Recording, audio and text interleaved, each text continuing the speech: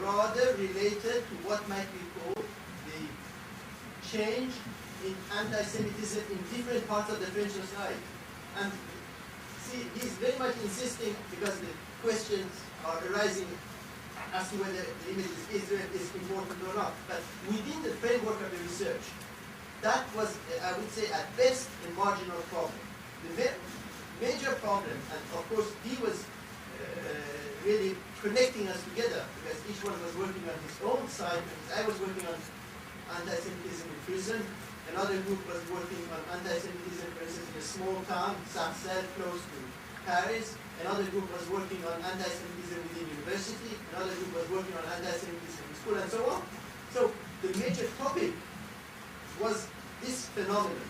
And I think he has a kind of French spirit of, contradicting, having, he likes, those sorts of debates, because he knows it and I know it, that the major topic was not this aspect. This was one aspect, within the framework of anti-Semitism, but was, at best, from my point of view,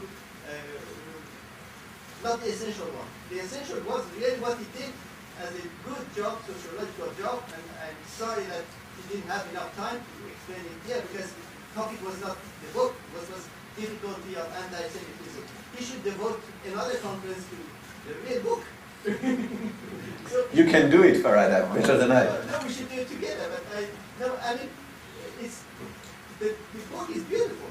I mean, the book is wonderful. So, the image here, I think, is partially distorted because of that. Because this topic is not the book in a way. This topic is how difficult it is. It's true, and I fully agree with him, how difficult it is. And this difficulty was not only with Jewish institutions, it was with many leftists, as he said, but very much with leftist groups who said you're an imperialist because you're defending, Jews and so on and Israel and so on. And was with many other groups, who, in the name of Islam, criticized his defending, the idea that anti-Semitism should be fought against. I can't, I've read some of the book, but I can't speak directly to that. But I was comparing your experience. I mean, the argument that Jews only care about Israel is an exception of an earlier argument before there was Israel, that Jews don't care about their own nations, they only care about Jews. That's Napoleon's famous question in whenever, 1804 or something, you can be citizens if you give up your allegiance to Israel and become French citizens. And I was thinking in whether that's more of an issue in a more Republican kind of country like France, which doesn't see itself as a nation of immigrants. I was wondering about in the United States. It's considered very normal for immigrant groups to always support the country they came from. So we expect the Greeks and the Russians and the Bulgarians and the Mexicans always to support against the United States often, the interests of their home country, and it's not thought of as unusual. And I don't know that that particular aspect of Jewish behavior in the United States is in fact seized on here as grounds for criticizing Jews. I mean, that's an issue of discussion, but I don't think so. And I wonder if you, in your research, since I know you're also a comparative thinker, have thought about whether it's particular or not to France or other kinds of countries. Well, thank you for this, because it's a very, very important point. I did not make comparisons, but what I can say is that if there are so many patients, if there are so many troubles all around this problem, it's because, I will say it now like that, it's because also there are, among all the big changes in the French society since the late 60s or the 70s, one of the main changes was the crisis of the French Republican model, or the French Republican idea. And the Jews are maybe the symbol of this crisis. In France, until the 60s, the Jews were not called Jews. They were called, there was a French word, Israelite. I don't know if there is an American word, Israelites, I don't, which means you are Jewish in your private life, but in the public life there is no, only individuals. This is the Republican model.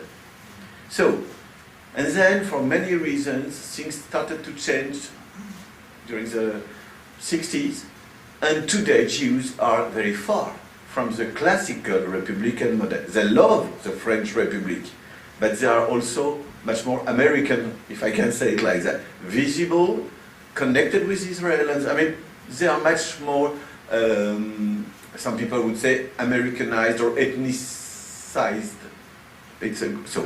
So these are huge changes, and it is very difficult in a country where most intellectuals and politicians want to promote the classical idea of republic, to deal with anti-Semitism, because dealing with anti-Semitism is to support a group who is supposed to be within the classical model, but which in fact is no longer. So, I should be certainly more precise, and so. But you touch something very important, and there is a very interesting case in this debate. It's a case of a French intellectual. I quoted his name, whose name is Alain Finkielkraut. Alain Finkielkraut is a French intellectual. Maybe some of you have read what he's published, who is a hardliner, a Jewish intellectual, a hardliner defending the French classical model of the Republic. Hardliner, really. Every Saturday morning, there is a program on France Culture, which is a big radio program. There is his program every Saturday morning, and he defends the values of the French Republic. But the same Alain Finkielkraut is a kind of icon within the Jewish community. And every Monday or Tuesday, I don't know, there are programs with him on, I don't know, Radio Shalom or Radio Jewish programs. So on the one hand, he's defending strongly the Republican model, which means only individuals in the public sphere. And on the other hand, it's a kind of schizophrenia. On the other hand, he is appearing as an icon, a very important, maybe the more important French Jewish intellectual, philosopher. It's difficult to be both, and so this is an illustration of what is at stake now in France. That is to say, anti-Semitism can be connected with the crisis, of the Republican model. And what Farad was saying too briefly, the jail in France should be Republican. There should be only individuals in jail, and you can just help a little bit for food or for religion. So, but what happens is that Jews are treated as a community, while Muslims are not treated as such. And so the Republican model does not work. It is good for the Jews. This is how people live this. It's good for the Jews. They receive kosher food, they can have their rabbi and so on. And you have much more Muslim, but the Republic is not giving them anything. So there is a strong, and I have no time to develop, but we did a lot of work in school, primary school or high schools. It's fascinating to see how the crisis of the school system is part of the problem also. There's two questions, but before we ask the next question, I want to interject. I think you said something actually quite profound. Thank I you. understood you well. At the beginning, you were saying that anti-Semitism is less biological when ethnicized. And yet now, in response to Professor Alexander's question, you're pointing out that the Jewish community is less in the Republican model, and they stand out more, maybe through success, or they're sort of outside the Republican model and more Americanized. And I would imagine from the European, and especially a French perspective, they're more outside, they're more other and foreign. Yes, but at the same time, this is why these problems are so fascinating, because at the same time, they give the image of being very successful. That if you listen to the young migrants that are, even if the word is not good, but they say Jews as a group are successful. They are not victims of any kind of discrimination, which is true. You cannot say that Jews in France today are discriminated. So they are part of the nation, they are part of the republic, they are part of the system, and we cannot be part of the system. We are socially excluded, we are victims of discrimination and so on. So it's one of the paradoxes of this story that they succeeded, they are part, and they are considered not, in the past, they were considered as a danger for the nation. They were considered as, no, it is not what he said. What he said is, this is also this is very new. The new anti-Semitism doesn't say they are a danger for the nation. The new anti-Semitism say, these people are part of the nation, and I cannot be part of the nation. Or I would like to be integrated, to have jobs and so on. Professor Kaplan, Professor Kaplan and Hubert. I found your juxtaposition of the methodological problems of how to do the research and then the response to your work very interesting because of the parallels between them. And that it seemed to me there is data in the responses that in some ways is illustrative of these same methodological problems. And that made me curious about, are you taking this further? Are you doing anything more with this project? Is this finished? What are your plans for going on with this, if you have any plans for going on with it? Well, for me it is not finished personally. I mean, I follow the debate and so on, but I don't think I will again make this kind of fieldwork, which has been, as far as said, 3 years or 4 years fieldwork. It's a very long. So what I would like to do, or to participate, is comparative research. That is to say, I would be very excited, for instance, to make research in other European countries, but also here in the States. I think it would be fascinating. And also, if I was going to do something, I will say you a few words about that.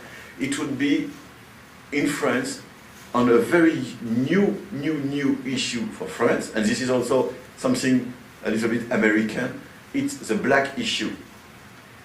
When we were making this research, we did not speak so much in France of any kind of black anti-Semitism. It was not at stake, almost not. Then came, there is I don't know, an humorist. Huh? No, un humorist, Dieudonné. How do you say un humorist? Yeah, but humorist, a comic whose name is Dieudonné, who started with, I don't know if it's black or half black, these are categories that I cannot choose, but so he started with this. Then there was a group called Tribuca, a kind of group that made awful statements. Then there was a terrible story of a young boy who was kidnapped by a group who finally killed him in order to get money, and he was kidnapped because he was Jewish, and so on. And these people from I don't know which African country, the leaders was explaining that we must ask money to the family because he's Jewish, and if the family does not pay, the community will pay. Anti-Semitic statements. So there is something new in France, which is the danger or the potentiality of new developments of this new anti-Semitism among some black group. So I am not working, but what I did is that I support, in a very active way, I support a new movement of black people in France who are clearly trying to defend or to promote anti-racism processes and so on, and who are also against any kind of anti-Semitism. So I help this movement. So it is not research, but it's part of my personal commitment, let us say. So because of the time constraints, Dr. Degacho, your last question. Which is very short. I wanted to ask you, how come in the past, in the history, cloudy? So how come in the past, Jewish have always used as an excuse when there were sometimes economic collapse and problems? Do you remember René Girard l'argument sur le sacré, the violence and the sacred. Really, Jacques Kellington book said that they sacrificed Jewish in Europe, where they had epidemics and also economic problems. I want to understand why they always use Jewish when there are problems in any country, as you said, even in France. There is a moment when there is no, when at least I have no answer. There is a moment when there is no answer. I am not the only one. There was he was not a great historian, but he was a good historian, Leon Poliakov, who wrote about this, the Jewish, he wrote a big history of anti-Semitism. I don't know how many volumes, 6 or 7 volumes. And at the end of his life, he was asking exactly your question. And he tried to publish a book, the title of which is La causalité diabolique. So evil causality, I don't know how to translate it exactly in English. Yeah. Yeah. Is that? So, because of, but the idea of evil, the idea of we need scapegoats, etc., it is not totally satisfying. But I have no answer. So maybe, and I speak very seriously, what sociologists can do is to go as close as possible near the central core of the problem, to explain under which conditions, as Farad explained, in some situation for some groups and so on, some conditions make more possible or less possible anti-Semitism. But to go to your question, to arrive there, I cannot personally. I can go as close as possible, and then I will listen to philosophers, to maybe to psychoanalysts, not the one I quoted, but others. Well, I will do that. I will do that, and but I know that it is not my job to, and I have no answer, no answer. So we must also accept this, that we cannot answer to everything necessary. Okay, so on that note, before I thank Professor Wieviorka, I just want to tell you on Thursday at 4:15 in the LC building, we're having another special lecture by Professor Andreas Gero from the Central European University of Budapest, who will be speaking on the rapidly changing situation in Hungarian society. So on behalf of the initiative, thank you so much for coming. It was really amazing presentation.